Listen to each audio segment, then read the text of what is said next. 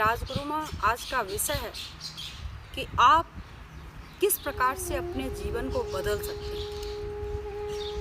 किस प्रकार आप अपने जीवन में क्या ऐसा करें जिससे आपको यमराज के दूत छोड़ दें और नारायण के दूत आ जाएं आपके पास आपको बचाने के लिए।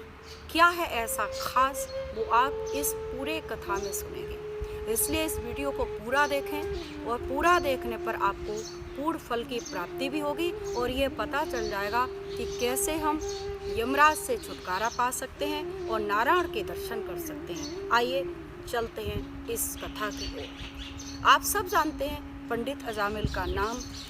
बड़े विद्वान थे, बड़े मितभाषी थे, तेजस्वी थे, यशस्वी थे, लेकिन उनका मन बिगड़ गया। जीव दो स्थितियों में मन को बिगाड़ लेता है। काम प्रवेश कहाँ कहाँ से करता है जीव के अंदर। एक तो करता है आँख से और दूसरा करता है कान से।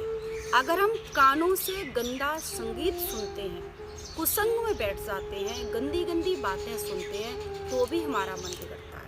और दूसरा, अगर हम अपनी आँखों से, अपने नेत्रों से अगर हम किसी गंदे दृश्य को देखते हैं तो भी हमारे अंदर काम प्रवेश करता है। गृहस्थ धर्म में रह करके बड़ा सुंदर जिंदगी चल रही थी पंडित अजामिल की। लेकिन पंडित अजामिल एक दिन देखते हैं एक गड़का को उन्होंने गलत प्रवृत्ति से किसी के साथ गलत संबंध के साथ देखा और इस दृश्य को देख करके पंडित अजामिल का मन इतने गुणवान होकर के, रूपवान होकर के, यशस्वी होकर के, तेजस्वी होकर के एक गंदे दृश्य को देखकर उनका मन बिगड़ गया और उसी गड़का के पास दूसरे दिन गए, सुंदर पत्नी को त्याग दिया, उस गड़का को घर में ले आए। अब तो गड़का घर में रहती है। पाठ जैसे ही आज करने बैठे, अगले दिन उठे पंडित अजामिल नहा धो करके जैसे ही बैठे, माला लेके जप करने बैठे, आज उस गड़का ने कहा, उस वैश्या ने कहा, माला अलग रखो, धन कमा के लाओ। क्योंकि उसका कार्य क्या है, उसको धन चाहिए। माला रख दी और आज नाम जब छोड़ दिया, कहाँ चले गए, आज पैसे कमाने की होड़ में इतनी कुसंगों में चले गए, इतनियां गलती करने लगे। पहले चोरी की, डकैती की, अब तो किडनैपिंग, मार काट करने लगे और बहुत बड़े डाकू बन गए।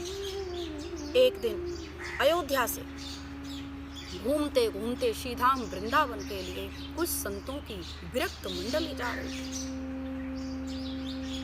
श्री राम जय राम जय जय राम, श्री राम जय राम जय जय राम, श्री राम जय राम जय जय राम। हरे रामा राम रामा हरे हरे, हरे कृष्णा कृष्णा कृष्णा हरे हरे। इस प्रकार से वो भगवान के नाम का संकीर्तन करते हुए जा रहे हैं। अब चलते चलते शाम हो गई। संतों को बड़ी भूख लगी। पास में गांव था। एक कुछ युवाओं से पूछा, भैया बहुत जोर की भूख लगी है, रात्रि होने जा रही है, हम चाहते हैं इसी गांव में रात्रि विश्राम करेंगे, कोई भक्त है तो मुझे बता दो, मैं उसके घर जा करके रात्रि विश्राम करना चाहता हूँ। युवाओं ने उपहास कर दिया, संतों से मजाक कर दिया। भक्तों, संतों से कभी उपहास और मजाक नहीं करना चाहिए। श्रीमद् भागवत कथा में भगवान कृष्ण अपने पुत्रों को, प्रद्युम्न को समझा रहे हैं, बेटा सब गलतियां तुम्हारी माफ हो रही हैं, तुम्हारी रोज शिकायतें आ रही हैं, पर याद रखना किसी संत का जाने अनजाने में भी अपमान मत कर देना। मैं तुम्हारा पिता होते हुए भी तुम्हें बचा नहीं पाऊंगा, क्योंकि संत मेरे हृदय में विराजमान रहते हैं और मैं उनके हृदय में विराजमान रहता हूँ। और माना नहीं था प्रद्युम्न महाराज ने। वो हंसने लगे, हाँ अब तो बड़े हो गए हो, अब तो बुजुर्ग हो गए हो, तो उपदेश ही तो दोगे और करोगे क्या। और एक गलती कर बैठे थे। एक संत से पूछ बैठे थे कि बताओ, पेट पर कपड़े बांध लिए थे, पेट बड़ा करके कहा बताओ महाराज, आप तो संत हो, आप तो सिद्ध हो, बताओ बेटा होगा कि बेटी होगी। बार बार वो पूछने पर भी संत महाराज नहीं बोले, तो बार बार पूछते रहे फिर, और बार बार पूछने पर संत को क्रोध आ गया। संत ने कहा, जाओ, तुम बार बार पूछते हो, पुत्र हो गया पुत्री। और संत ने कहा, ना पुत्र होगा ना पुत्री होगी, इससे लोहे के मूसल पैदा होंगे जो तुम्हारे सर्वनाश का कारण बनेंगे। और देखते देखते लोहे के मूसल बन गए थे जो उसके सर्वनाश के कारण बने थे। सारे यदुवंशी समाप्त हो गए थे आपस में लड़ते लड़ते। इसलिए मैं बात कह रही थी, वही लौट के आओ, संत से उपहास न करना। संत अपने भाव में रहते हैं, भगवान की समाधि में रहते हैं। युवाओं ने उपहास करके, मजाक करके ही कह दिया, जाओ जाओ जाओ, वो पंडित अजामिल है ना, बहुत बड़े भक्त हैं, उनके घर जाओ, बड़ी खातिरदारी होगी। पंडित अजामिल के घर पहुंच गए संत। विच्छामि देहि, विच्छामि देहि। आज दरवाजा खोल करके गणिका निकली और संतों का दर्शन करके गणिका की आंख से आंसू गिरने लगे। महाराज, ये घर किसी भक्त का नहीं है, ये तो अजामिल डाकू का घर है महाराज। मैं सेवा करूं तो करूं कैसे?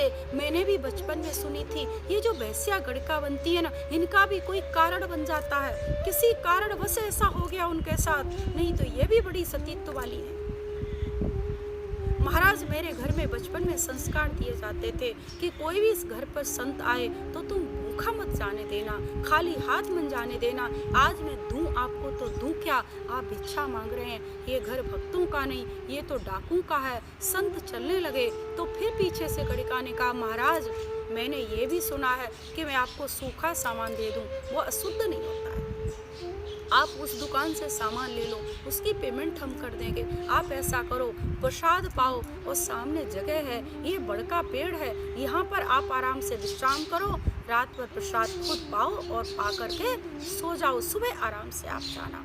आज संतों ने उस सूखे राशन से प्रसाद बनाया और सूखी सामग्री से बना करके प्रसाद जब बना करके पाने को संत बैठे, तो जो विरक्त मंडली का हेड हैं, जो बड़े संत हैं, वो आज उनकी आंख से जैसे ही पहला गसा मुख में लेके जा रहे हैं, आज उनकी आंख से अश्रुपात हो गया। संतों ने कहा, महाराज, अब क्यों रो रहे हो? अब तो आपको भोजन भी मिल गया, रहने के लिए स्थान भी मिल गया। बोले, यही तो गड़बड़ है, इसीलिए तो मेरी आंख से आंसू आ रहा है कि मैंने इसका अन्न और नमक खा लिया, अन्न जल पी लिया, इसके घर का राम रस खा लिया। राम रस कहते हैं नमक। अब मैं इसके घर को सोचता हूँ कैसे पवित्र करूं, इसके घर का सुधार हो जाए, मैं क्या ऐसा उपाय करूं, मेरी कुछ समझ में नहीं आता जिससे इनका कल्याण हो।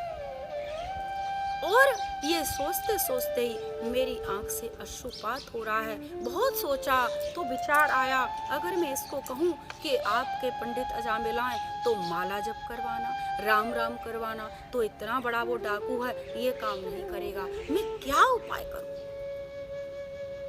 इतनी देर हुई थी कि देखते देखते पंडित अजामिल भी आ गए। महाराज, काली पट्टी सिर पर बांधी हुई है और लाल लाल बड़ी बड़ी आंखें हैं, हाथ में बड़ी सी लाठी है। और महाराज देखते ही बोले, यहाँ कैसे बैठे हो, कैसे आए?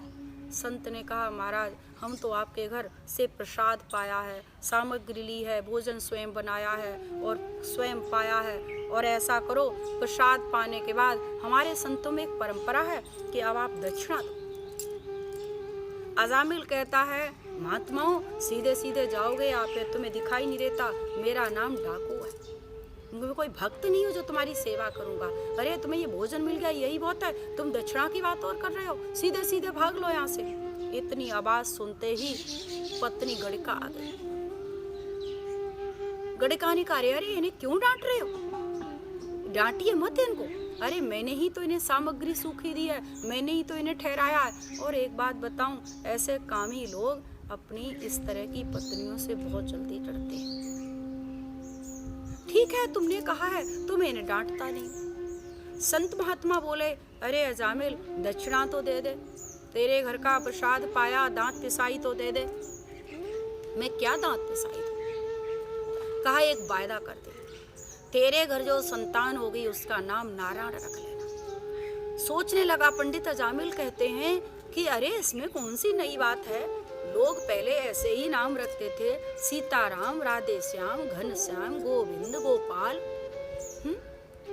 अब नाम क्या रखते हैं? चिंकी, पिंकी, चिंटू, टिंकू और क्या क्या, ककड़ी, खीरा, क्या क्या नाम रखते हैं, वो सब आप जानो। अजामिल कहता है कि महाराज पहले नाम भी तो ऐसे ही रखे जाते थे। अगर ऐसे नाम क्यों रखे जाते थे कि जीव जाने अनजाने में सारी जिंदगी प्रभु का नाम नहीं ले पाता, लेकिन अंत समय में भी अगर ये पुत्र के नाम पर ही, बेटे के नाम पर ही अगर